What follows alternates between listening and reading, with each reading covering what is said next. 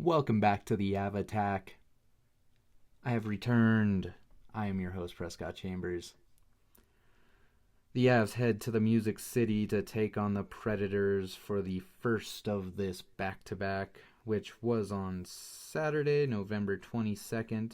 This one was game 21 of the regular season in Nashville, Tennessee, versus the Predators. I had very high hopes we could beat the Preds in this one, even though we usually seem to have a tougher time with MacKinnon. We always seem to have a tougher time beating Nashville at their own arena. I don't know why, but that always seems to be the case. The Predators were sitting at 6-10-4 coming into this one, so they aren't having a necessarily great start to their season so far. There is also recent talk of Yoel Kiviranta and Valeri Nichushkin making their returns very soon. Starting goalies for this one were Jussi Saros and Mackenzie Blackwood. Period 1, a very unlucky giveaway for Michael McCarron at the very start of the game, catches Saros off guard, and at just 15 seconds into the period, Brent Burns lets one rip into the back of the net for an unassisted goal and puts the Avs on top early, 1-0. Colorado starts to look a bit lackluster following this as the Preds start to unleash everything they had on them. On top of bounces not going their way and missed passes, which I will blame a little bit on the Nashville ice. I have heard their arena is just some of the worst ice in the league. But on top of those missed passes and whatnot, the Avs were only able to get one other shot on net in the first period. And at 14-12, we see a little more action after Marty Necas gets called on a hold, giving the Preds their first power play. Avs are able to kill that one, and luckily, as hard as Nashville tried to tie it up, we head into the second with a score of 1-0 Avalanche. Period 2, not a whole lot of action in the second, except Colorado wakes up and starts to put some shots on net, which was nice to see. At 7:21, Devon Taves gets called for tripping, and Preds get their second power play of the game. Avs are able to kill this one as well. Philip Forsberg gives the Avalanche their first power play after interfering with Cale Makar at 9:54. The Preds, however, kill this one, and we play on at even strength.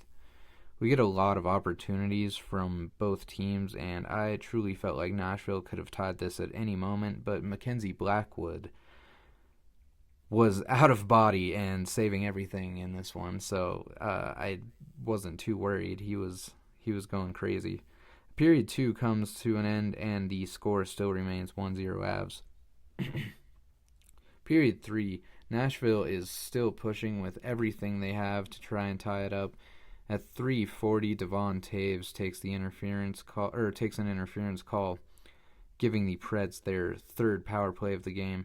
But the Avs are able to kill this one too. We see some good checking and physical play from the Avs in this and the second period combined. At 6:06, Jack Drury gets interfered with, and Colorado gets their second power play. The Preds kill, and following this, not much more happens. The Avs make a great defensive stand. Nashville pulls Saros, and right at 18:25, Nathan MacKinnon puts one in the empty net to raise his point streak to 12 games in a row. Assists from Brock Nelson and Gabe Landeskog on that one. Jack Drury puts in one more empty net goal with assists from Arturi Lehkonen and Parker Kelly, and this one ends with a final score of 3-0 Avalanche. Overall, there were points where I honestly felt like Nashville deserved to win this one. I mean, primarily in the first period because the Avs were getting no shots on net.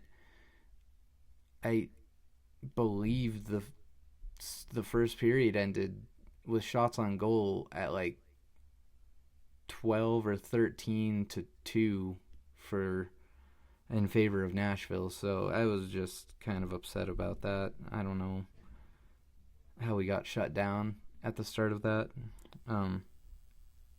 But, you know,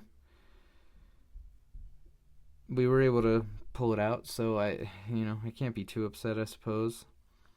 Blackwood saved 35 of 35 in this game and just looks like an absolute demigod between the pipes. I can't get enough of the lumberyard. I truly can't. So, just can't wait to see if we are able to keep that going after Wedgwood's extension is up after next season. But we will see about that one. But this one puts the Avalanche at 8 wins in a row before heading to Chicago for another one. I will talk about that one in the next video, though, as I was busy over the weekend and I skipped this game. Well, skipped making a video for it for the time of the weekend because I had things to do. I had people to see, and it was my girlfriend's birthday. So, yeah. But I will definitely talk about Chicago in the next video, which should be up right around the time this one is. So just be on the lookout for both of these. But until then, as always, I am your host, Prescott Chambers, for the Av Attack. Remember to like, comment, and subscribe, and I will see you in the next one.